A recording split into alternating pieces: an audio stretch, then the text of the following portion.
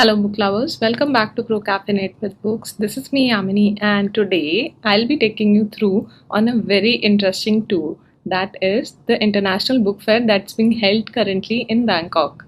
I've actually been feeling terrible after having the FOMO and seeing pics of so many of my bookstore friends who just went to the Kolkata Book Fair and the International Book Fair that was held in Delhi recently in March. And I was really missing India at that point of time. So I was really actually just Googling around that doesn't Thailand actually have any kind of book fair? And that's when I came across the post that it's yet to happen. And lucky for me, I stumbled upon that post and got all the details. And I was super excited. So today I'll be taking you along with me to catch up a few glimpses on the Bangkok Book Fair.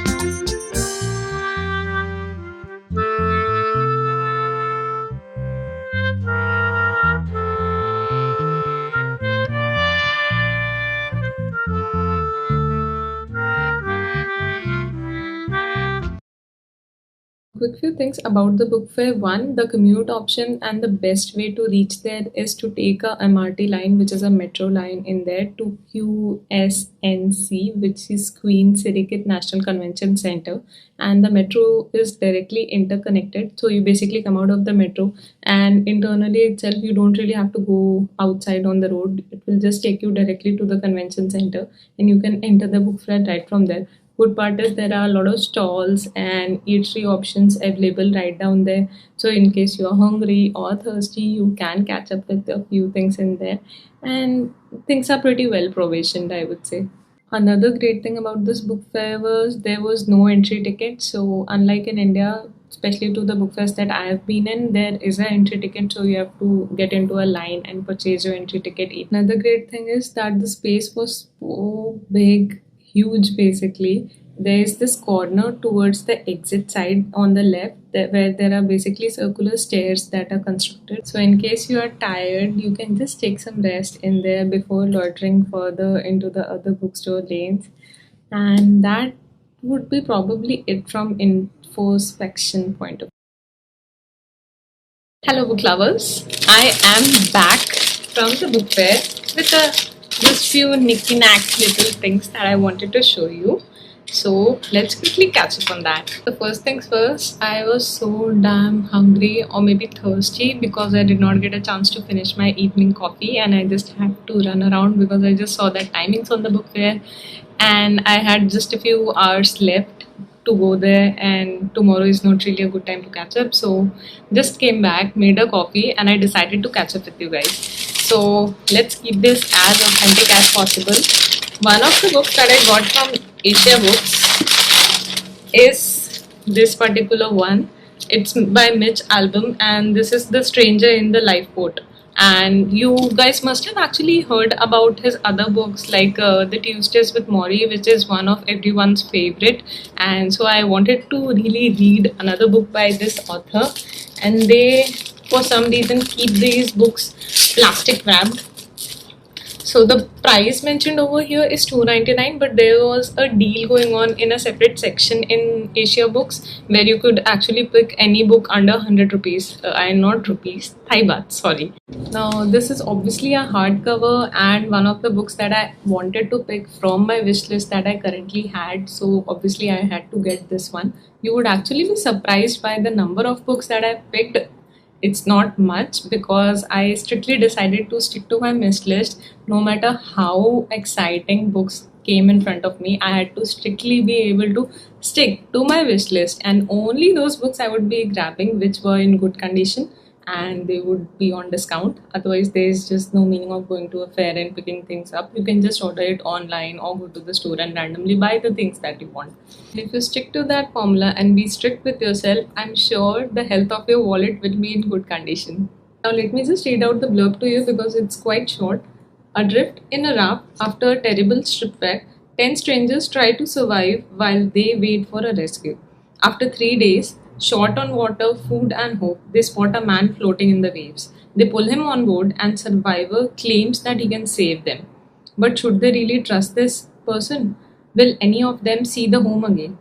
And why did the ship really sink? There is a mystery to that.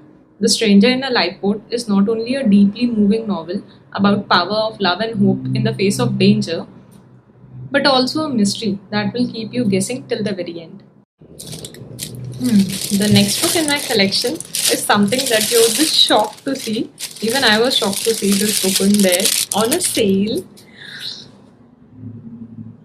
Cassandra Clare's book, and I have not read this whole series yet, by the way, because I wanted the third part to come out, which has already come out now, and now I can just binge read the whole series. I have this book. I was actually planning to get a hardcover edition of all the 3 books, but it wasn't the cost efficient, and secondly, it was not on sale. And then I saw this, and I said, why not grab it? For those of you who don't know, Cassandra Clare wrote the Shadowhunter series, which is an amazing world building, and from there I was just an absolute fan of this. This is a second book in the Chain of Gold series, and the third part, Chain of Thorns, is also out now. God, I'm so fumbling. And in case you still don't understand, just look through this. So this is what the whole series looked like, and just look at the floppiness of this book, and this is so thick. Oh my god, just look at the perception. This is thicker than half of my face. Like, can you see that? I wonder how thick it would be if I actually purchased a hardcover edition of this. Let me just see how many pages are there. Why are there no page numbers towards the end? Okay, so basically, I went through this, and the page numbers end on 558, which is the second last page of the chapter. And then we also have epilogue and 10-20 pages, something that is still there, which are not marked with the page number. So, can we consider 570-ish pages for this particular book, which is not much, but considering its size and everything, it's a lot. Anyways, the story of this book is actually said to be a continuation of the Infernal Devices series, which is the second series in the old Cassandra Clare's world, which is the Clockwork Prince, Princess, and Clockwork Angel, which is the first book. So it's basically a story continuation of Cordelia and James. And I won't tell you the other details, otherwise, it will just be a spoiler alert. So once you read those books, you can jump on to this one directly by skipping the rest of the series books, and it will still make sense to you. And along with that, I got a cute bookish hoodie as well that I bought from the store. Can you see this? It's actually a metallic bookmark with this bunny in here that's actually reading or probably writing something in a diary.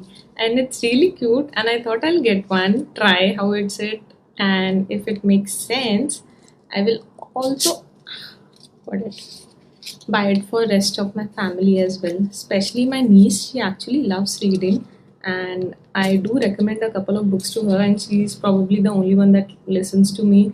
She's a Ravenclaw fan, by the way. Recently got her Harry Potter box set as well, and yeah, this is how it looks.